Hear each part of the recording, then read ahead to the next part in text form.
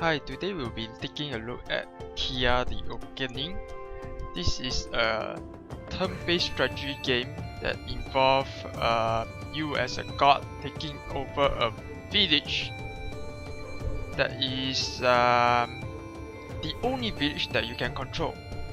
These are the villagers, and basically you send out to gather resources for your village to thrive and perform quests to the storyline.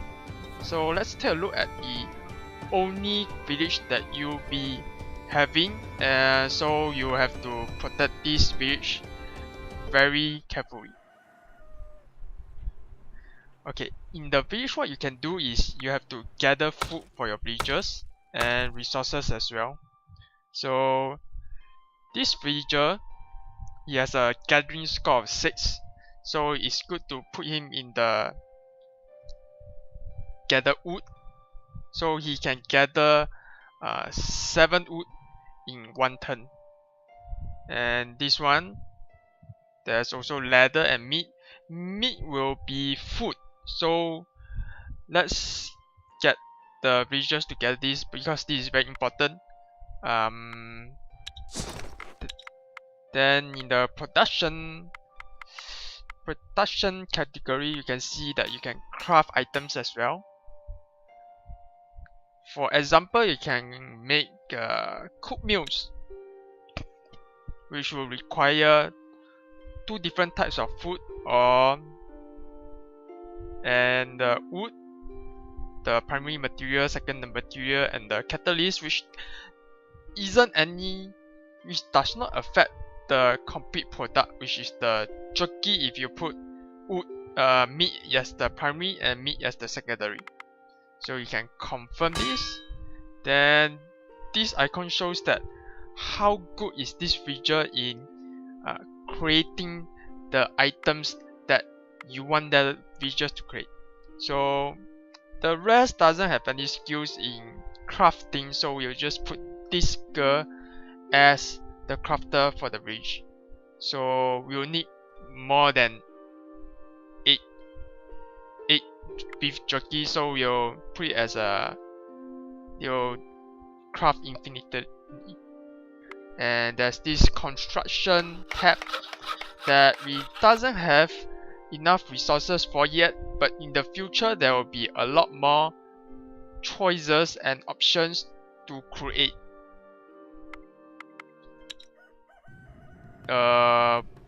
In a village, which this is the only village you get, by the way, you can have only 10 buildings. So you have to pick and choose the buildings that you want. For now, that you can only produce the pasture, which give you food, but in the future you'll be able to build other kinds of building like the blacksmith, the well, the farm. And yeah, let's see in the inventory tab, these are the items that these village have stocked in their supplies at the moment. So besides the villagers, we'll have wood, metals, food, materials to make more equipment. Child is special that one day you grow up to become a villager, and because you can get villagers in only certain ways, so these are quite important. Make sure you don't lose them. And weapons, the tips means that they are equipped at the moment. And here is the teams that you can create from the villagers existing in the village and send them up to gather items, combat, and do quests generally. So this is the equipment tab that the villagers are equipped with. You can see that they have the armor, weapons. You can just equip and de-equip them manually like this, which you, as a management game, you have to do very often. So they have bows, crafting items, and accessories. For this, and this is the weight that each villager can handle. So for these two-handed axe, you can see that the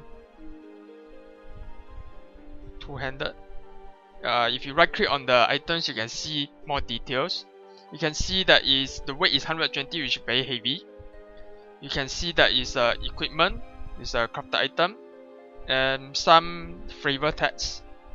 The materials that this axe is made of is 6 iron, 6 wood, and the damages, which will be important in combat later, which is 16, which is quite high, and plus 3 poison, which if you mouse over it, you'll see more details, which is if you attack a wounded creature in combat, poison damage is doubled. This poison damage will add on to the normal damage. So per turn, if you're attacking a full health enemy, you'll do about 19 damage, which is very high. So, but as you can see, the weight that they can carry is it varies for each villager. So you will have to micromanage a bit. Then we have manage supplies tab, which is the basic supplies information for your village at the moment.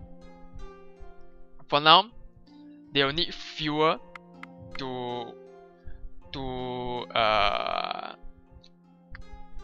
is basically just to let them do the production.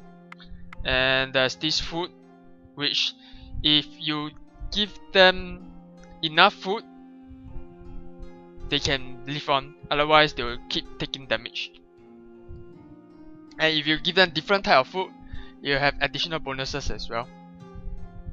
And you can create expedition, which will go on later. Okay, this is all for the villagers. And this is the expedition that we are talking about just now. So for this expedition, you can see that there are 6 villagers. They can move 5 squares, 5 hexagons. They have food enough for 15 turns and fuel enough for 15 turns if they need to camp. And this is their total weight that they can carry. These their research points. Research points is important to research what you want to be able to see on the map, to what you want to be able to gather, what you will be able to craft in your village, and these are the buildings that you'll be able to construct in your village once they are unlocked. For now, we will need equipment, because if you have equipment, they'll basically be more resilient, because this world is a sort of like a fantasy world that is destroyed after a catastrophic event recently. So as a god, once you have awakened, you take control of this village and you have to help this village grow, survive, and do the quest to find out what happened that causes the catastrophic events. So for now, we would like to be able to create more equipment. If you click on the icons, you'll see the tree that you can create. So I would like to spend my research points on light armor, so that my characters, once they have light armor, they'll have higher hit points, and once you be able to create special armor that can help them to survive in the world. So let's confirm and close. So if you click on your expedition, you'll be able to see their equipment, their supplies, their movement, and if you want them to camp, They can camp as well, but they will use up one fuel. And if you want to split them, you can do that as well. So let's see their equipment. So as expedition force, they will generally I will equip them better, so that because you see when they are going out, they get attacked. So you can attack other people. If you don't attack, like this nest, if you don't attack it, they will keep spawning spiders, which will attack your village. Sometimes it's good, sometimes it's bad. If you want experience points, yeah, you can just keep them around. But generally, you will want to clear them as fast as possible, so that your village will be safer, and you'll be able to get experience points as well. So if you want to attack the spider nest, you can just move 2 steps, and you have another 2 steps to move. And the combat, because combat in this game does not mean physical fights. You can go hunting, you can make poison, and even use tactics to kill your opponents and defeat them. But usually other options other than fighting is better, because if you lose, you don't actually lose hit points. You just be able to fight again without losing hit points. So, but it actually depends on your group as well. Let's say your group, you have a hunter and they have a high trap. You can see that their ability to lay traps is very useful. The skill is primarily used in hunting, tactical, and fight challenges.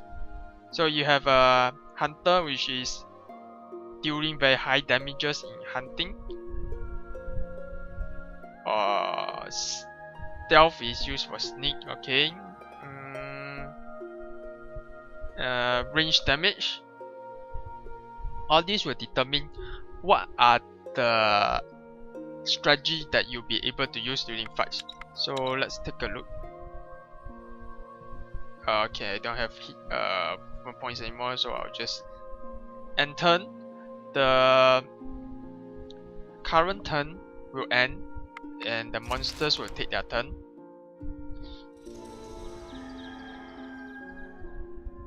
Then you'll be able to see monster spotted. You right click to just remove this. So I have made 8 jockeys. So you see that they appear here, 8 jockeys, and you get the health bonus as well. Okay, so for fighting, let's take a look at how the Thea game resolve fighting. So group, you have a ranger, a hunter.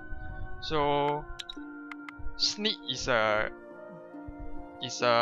very safe way to challenge the group. So we'll just like yeah, there's all these flavor tests. You're like a cat stalking the unknown player, slowly approach your enemy. You lay in wait, still as a statue, ready to pounce. Okay, so you have entered the sneak challenge. Sneak challenge, this panel will show how many cards the enemy will start with, and the effects that this challenge will use. So we'll begin combat. So you have 6 villagers in your group, so you get 6 cards. But the cards will have different abilities based on their equipment and their stats. So you can see not everybody has the best stats for doing sneak challenges. So you can the people who can actually deal damage is actually on their tactical hand, which they will not come out unless you have the get closer action. So maybe let's do a reshuffle. Alright, our hunter is in the offensive end, so let's start the game. Okay, for this round, enemy went first. They took a card from their offensive hand, place it up. So this offensive hand of the enemy is level 3. They deal 3 damage and have 3 hit points. So for here, we can do a tactical. We'll have all these tactics that you can use, while offensive is purely just attacking. So for now, the enemies still have a tactical card, so we can counter tactics. And they go into the discard pile, so they can't be used this turn. And because this card is level 3, we can use a level 4 confuse to confuse the enemy for 1 turn, so they cannot attack. Then for now, we'll just use this one. The shield is the hit points will add to the total defense. So just now this hunter has 3 shield, and when I play, you'll have 8 plus 3. This is the total defense, and the attack will be 7. This one is still confused, so I won't be able to attack this card. By the way, the battle is resolved from left to right. So enemy cards come out first, then ours card. But because the enemy does not have any cards left, while we still have 3 cards, so we can just put them up. Even though they don't deal any damage, they can become shields as well if you have that tactic, if you want to use that tactic. So once we have used all our cards, we can just end turn.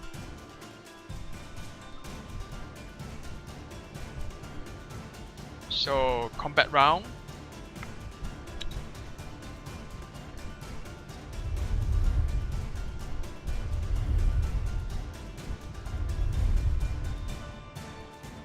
There'll be 2 phases.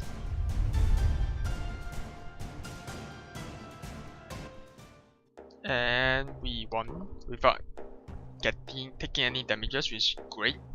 And we have all these items that we got from the enemy group. Then we have SP and research points. Once this research point bar fills up, you have 1 more point to research and unlock more stuff. While experience points, once this experience bar fills up, the villagers will level up and they gain stats. This game is very deep, and there's a lot of tactics that you can use to actually fight the enemies. For now, I will just leave it at here, and once we have more materials, I'll come and show you what are the more advanced gameplay. See you